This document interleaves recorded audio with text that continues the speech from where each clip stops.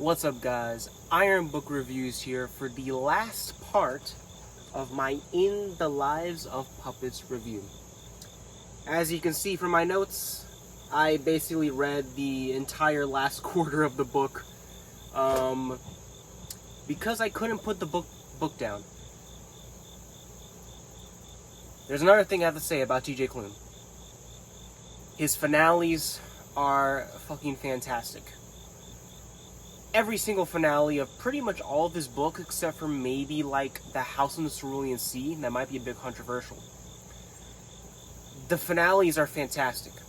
They're incredible, and they're stuff that I'll always remember. And the same thing goes for this. Anyways, I'm gonna go note by note, as I always do for these reviews. And I'll talk a little bit more about what excited me. So, first note that I took. Interesting. Let's see if I remember what I actually put. Because, like I said, I read the last quarter of the book all the way through. Oh! So, we get to the Blue Fairy. The Blue Fairy's pyramid/palace.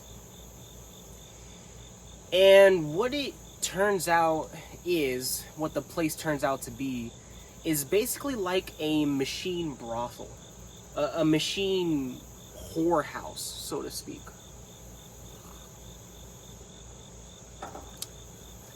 It really shocked me. I was kind of taken aback slightly when I was reading through these couple paragraphs. I didn't really expect TJ Klune to go that in depth, or to go in the direction when it comes to the Blue Fairy that he did. It's an interesting twist. It's an interesting twist to what the original Pinocchio's Blue Fairy is. Because as you guys know, if you've watched the original, the Blue Fairy is kind of this angelic figure, this angelic biblical figure, so to speak. While in this case, the Blue Fairy, along with the place where they reside in, is kind of, as the Blue Fairy describes, a place of sin, so to speak. Now, of course, it's all depending on who you talk to, right? What the Blue Fairy would describe this as is a way for people to relieve themselves of the hardships of their life. Because that is basically what a whorehouse is, right? A brothel is. Anyways, thought it was an interesting take. I'm not quite sure if I liked it or not. I just don't really like those type of scenarios anyways. But it was an interesting twist of the story. Now, my next note.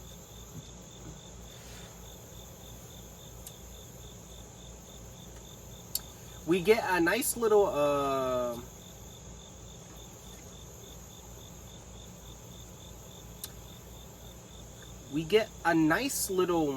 scene, because as I told you guys before, there was a doorman for the entrance to the Blue Fairy's palace pyramid. And we get a little bit of interactions with him. He's an android of sorts, kind of a doorman, a kind of a henchman, a bouncer for the Blue Fairy. We get a cool little thing where the gang and the doorman all are in the elevator, and the doorman happens to grab onto Vic's wrist, and when this happens, basically clocks the fuck out of him, punches the absolute crap out of him, which was a really cool scene to read, in my opinion. It was just interesting. I liked it. Plus, it adds more to the romance that is slowly brewing, and kind of anticlimactic, though I will say that later. And something that I'm going to talk about a little bit more as we go along this is the action in this book. This is probably the best action that I have read from TJ Klune, which is kind of sad, but kind of awesome as well. because you would expect that from his other series, such as the Green Creek novels.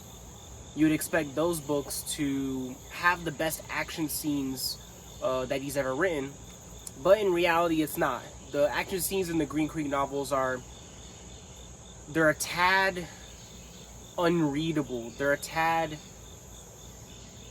you can't really understand them as well because of, well, he was an earlier writer then, right? I'm pretty sure the Green Creek novels were one of the first few books that he's written. And so because of that, he's not as well used to writing action scenes. And it really shows when it comes to these action scenes.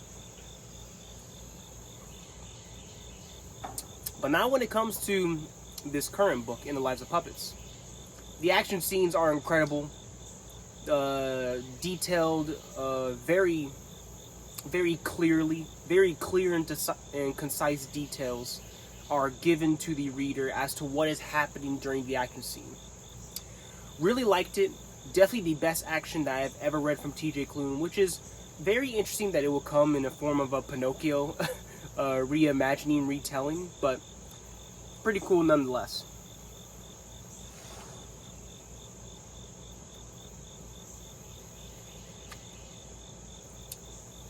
And then,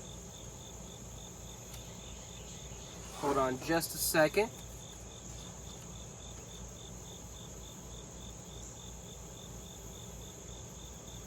Oh, and then we get a little backstory for Hap, because the gang finally reaches to the Blue Fairy, finally meets the Blue Fairy. At first, we are told that the Blue Fairy is this conglomeration of machines, right? It's this big neural network of this entire pyramid that they're in. Turns out, not really, but that's all we know for the start of this part. And the Blue Fairy is very hostile, not as helpful as you would think, as you would imagine, because, like I said, this is a retelling of Pinocchio. Because in Pinocchio, she is a very compassionate person, a very compassionate character, while in this, the Blue Fairy is very hostile, very judgmental, and very put off by the gang and Victor specifically. Anyways, the Blue Fairy gives Victor and Hap a test as to see if Hap, after regain all of his memories, would still want to help and be nice to Victor, since Victor is a human. And as you guys know, Hap is a human killing machine. Literally, that's what he was made to do. And so, Hap is put onto a chair where he is basically being pumped full of memories. And we get an interesting little tidbit, because as we also know, Giovanni created Hap, created most of the machines here. And Giovanni, after he creates Hap and is talking to him before Hap goes on to perform his first duties, talks about Hap having a glitch. A somewhat of a glitch in the system that Giovanni doesn't really know where it came from, doesn't really know why it happened, and doesn't really know how to fix it either. And this glitch is basically the reason why Hap is the way that he is. It's the reason why Hap is not just a pure killing machine. He even hesitated once when killing a family of a mother and a child, right? These are things that happen to Hap probably solely because of his programming having a glitch in the system. Interesting stuff.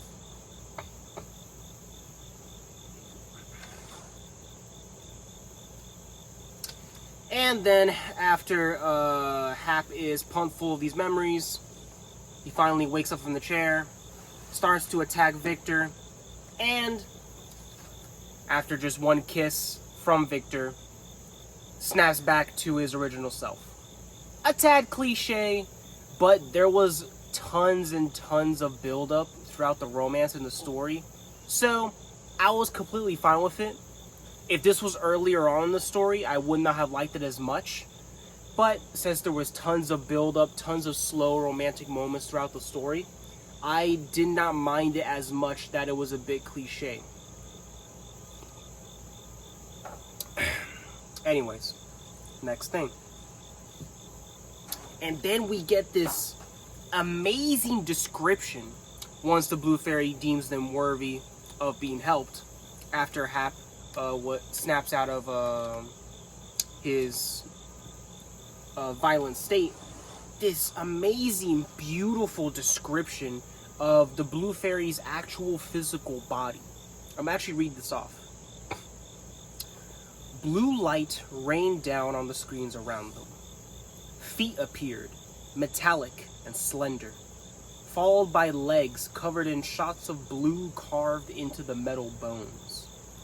The hips, then the flat chest and thin arms and sharp shoulders. Wavy cerulean hair billowed as if caught in a storm. Nice little callback to the cerulean sea. But it was the wings that commanded Vic's attention. Wings like the butterflies, except larger, so much larger. They glowed with a fierce light, spreading at least 15 feet from tip to tip, the membranes translucent, veins of electricity arcing through them. They flapped back and forth, the wind washing over Vic's face, tasting like a lightning storm. Amazing description of the Blue Fairy's body. It honestly really fucking impressed me how TJ Klune described it. Amazing description. TJ Klune is the best fantasy writer in my opinion, and this is technically a sci-fi story, so really good, really good. This is why TJ Klune is one of my best authors of all time. And then we get a nice little, a nice little backstory as to what the Blue Fairy is. What my theory is that the Blue Fairy is actually a sex robot, because the Blue Fairy is able to transition from one gender to the other, multiple sexual different parts. They can even produce both of them at the same time, having a penis and breasts all at the same time. So my theory is that the Blue Fairy was initially a sex robot before everything went down with humanity being destroyed. Interesting twist to the story. It kind of goes with the biblical theme as well in the original Pinocchio, with, you know, the fairy being more of an angelic figure. Because some people theorize that the angels are hermaphrodites, that they're neither male or female, they're both. So, an interesting little take on the Blue Fairy and the angel-like being that the Blue Fairy represented in Pinocchio. Interesting stuff.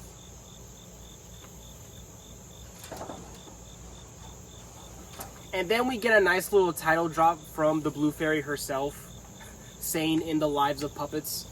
It was just a nice little thing to hear. Nice little title drop. It definitely made me chuckle hearing it from specifically their lips. And then we get one of the craziest reveals of the story. Because as we all know, Giovanni made Victor. But then you have to wonder to yourself, how did Giovanni make Victor without there being any humans around? Humanity was pretty much already destroyed at this point. And there is one reason how he was able to do it. The Blue Fairy gifted him an egg. An egg that Giovanni kept with him until he eventually decided to basically impregnate the egg. How? I don't really know how, but he impregnated the egg and created Victor Lawson. Crazy reveal that the Blue Fairy had an egg the entire time and was weirdly kind of the mother of Victor Lawson. And this little tidbit here of of the Blue Fairy giving Giovanni the egg to make a human kind of makes me think more about what the Blue Fairy is. What is their designation? Is it a sex robot? Is it meant to be a surrogate robot? Very interesting. And it definitely will keep me thinking about it for a long time as to what the Blue Fairy actually is. Interesting stuff by TJ Klune. A very interesting reveal by him. And then we get another misspell. Let me actually try to find it here. Let me see if I try to find it.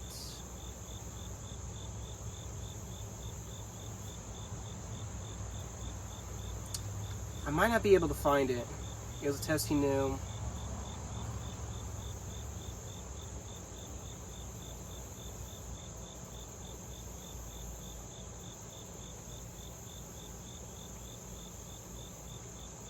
I might not be able to find it, but I know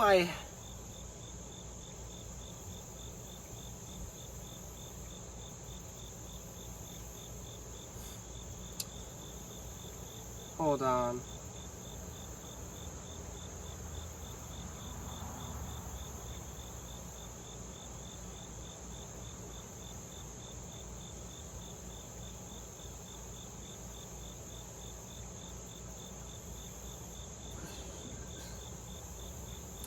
Can't actually find it, so we're just gonna ignore that for now. But I did find another misspell, or kind of another misgrammar. I think there was meant to be a word that was supposed to be in there, but it wasn't actually there. It made the sentence feel kind of weird. I forgot what the sentence actually was. I'm sorry guys about that. And I don't really want to stop the video. But we finally get the accomplishment of the romance because of, well, the kiss.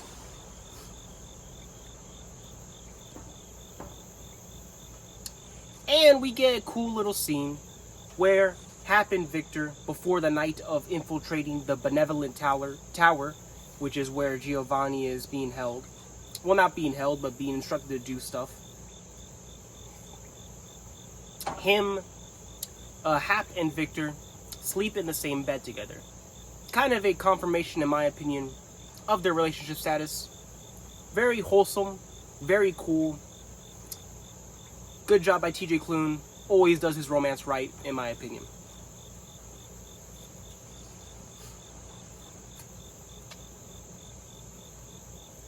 And then, I finally get the satisfaction of pointing out the scar on Victor's hand. Because as you guys know, that I mentioned a couple videos ago, they kept mentioning that Victor's scar would heal correctly, that it would heal over correctly, and that it wouldn't even be seen as a scar anymore. Well, as they were infiltrating the Benevolent Tower to get to Giovanni, they interacted with another harp, another Hap, so to speak.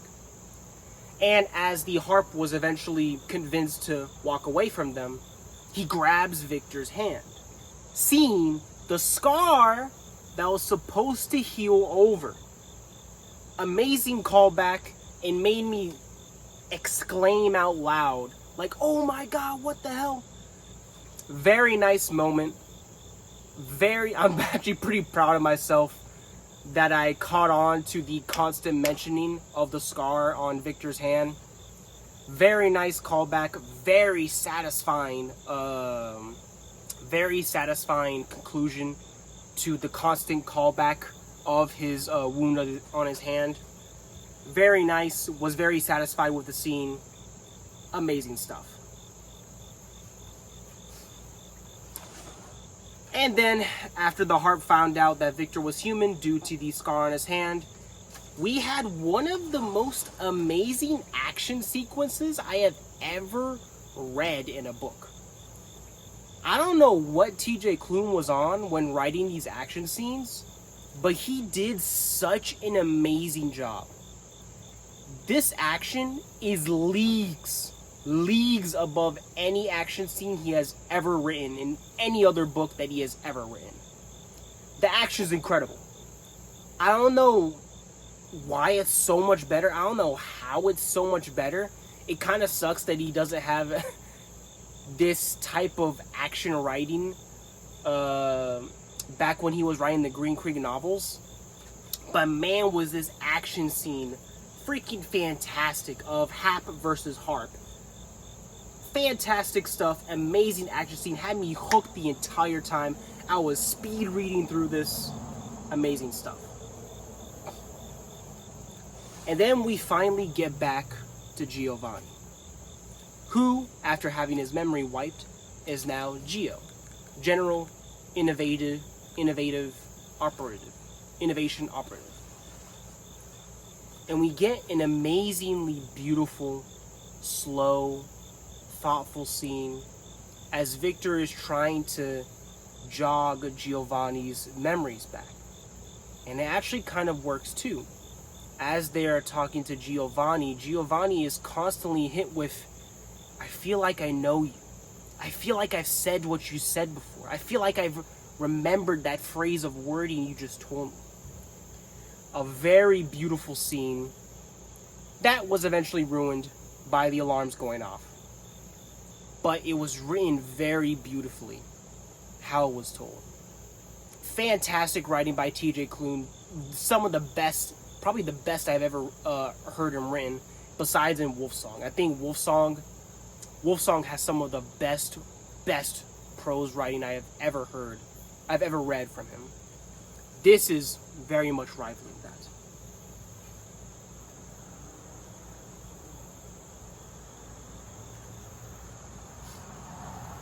And then we get a weirdly comedic scene, because as the alarm went off, a bunch of the robots tried to come in and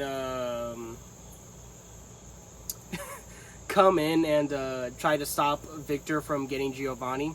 I'll read out the paragraph.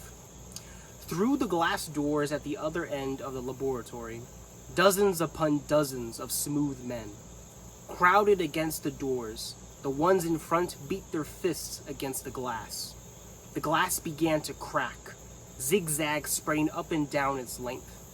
One smooth man pressed his face against the glass, nose squashing flat as his mouth opened, tongue flicking out. Weirdly comedic during this incredibly tense moment.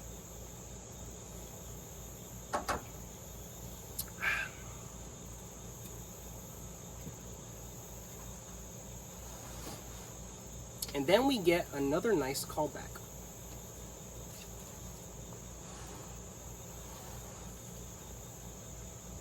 To specifically the original Pinocchio.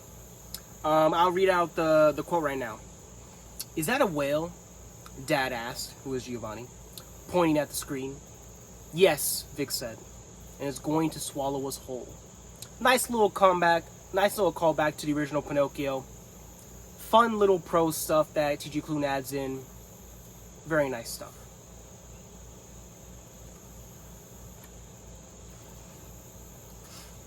And we have a extremely beautiful, bittersweet ending as they leave the Benevolent Tower, rescuing Giovanni, spreading a virus to the whole authority so that every single robot in the collective are now basically on their own, have their own conscience. And then we get a bittersweet ending of Hap and Giovanni, after being basically decommissioned, so to speak, regaining back their memories slowly over time. A beautiful ending to a incredibly good comedic book with wholesome moments throughout, amazing action sequences, and hilarious writing. And then we get to the short story in the back, which was probably some of the creepiest short story I've ever read. The short story at the back of the book is detailing a time before humanity was destroyed by robots. And specifically, humanity making robots that do a specific job, and then after a certain amount of years, they are granted a week to go into normal human life. One of these robots, named Douglas, does that. A week to basically interact how he wants to in real life. And then he comes back to his supervisor with this new knowledge of being self-aware. And we get these uncomfortable, scary, very interesting thoughts of Douglas thinking whether or not he should kill his supervisor so that he can stop from being wiped clean in terms of his memory. Very creepy stuff. Very, very fucking interesting. And then we get the horrific scene at the end of the short story where before having his mind wiped, he's screaming, the robot is screaming out that he doesn't want to go away. Very creepy. Very interesting. Very, very unsettling short story at the end of the book. Interesting stuff, and it makes me super hyped up to start reading the iRobot book that I have bought a few weeks ago. All in all, guys, 5 out of 5 fucking stars. This is probably my favorite book that I have ever read from TJ Klune ever. I don't know why, but In the Lives of Puppets was so impressive to me. That's kind of the main word I would describe this book. It was incredibly impressive to me. Impressive comedy, amazing action sequences, impressive commentary on the thoughts of humanity and mortality. Very wholesome as well in moments. And a very unsettling but interesting short story at the end. 5 out of 5. Best TJ Klune book I have ever read. And I will see you guys next time for my iRobot review once I start reading that book. Please comment, please subscribe.